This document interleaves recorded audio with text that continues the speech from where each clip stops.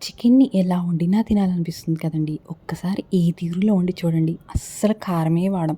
అరే! కారం లేకుండా చికెన్ ఏంటి అలా అనుకుంటున్నారా? అయితే ట్రై చేసి చూడండి. తప్పకుండా నచ్చుతుంది. Welcome to మగవాస్ recipes. 2 పెద్ద ఉల్లిపాయల్ని చీలికలుగా కట్ చేసి, అలాగే దాంతో పాటు 2 పచ్చిమిర్చిని కూడా తీసుకొని మెత్తగా మిక్సీ పట్టుకొని పెట్టుకుందాం. ఇప్పుడు స్టవ్ ఆన్ చేసి కడాయిని పెట్టి 3, 4 స్పూన్ల వెన్నని వేసుకుందామండి. ఇక్కడ నేను ఆయిల్ కూడా వాడట్లేదు వెన్నని. వెన్న వేడెక్కిన తర్వాత 2 లవంగాలు, చెక్క, యాలుక్కాయ వేసి వేగిన తర్వాత ముందుగా మిక్సీ పట్టుకున్న పేస్ట్‌ని వేసి ఎర్రగా వేపుకుందాం. ఉల్లిపాయ వేగిన తర్వాత అల్లం వెల్లుల్లి పేస్ట్‌ని కూడా వేసి పచ్చివాసన పోయేంత వరకు వేపుకుందాం.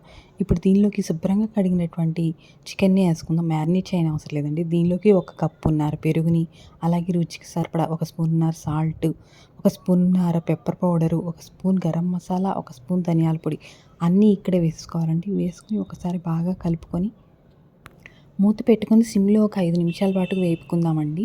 ఇప్పుడు చికెన్‌లో ఉన్న నీరంతా బయటకొస్తుంది. ఈ మూత పెట్టి మగ్గించడం వలన.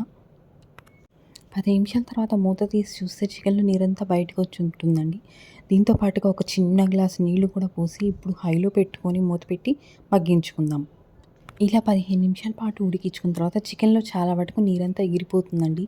ఈ స్టేజ్‌లో ఇప్పుడు ఈ చికెన్‌లోకి ఒక చిన్న కప్పుడు ఫ్రెష్ క్రీమ్‌ని యాడ్ చేసుకుందామండి.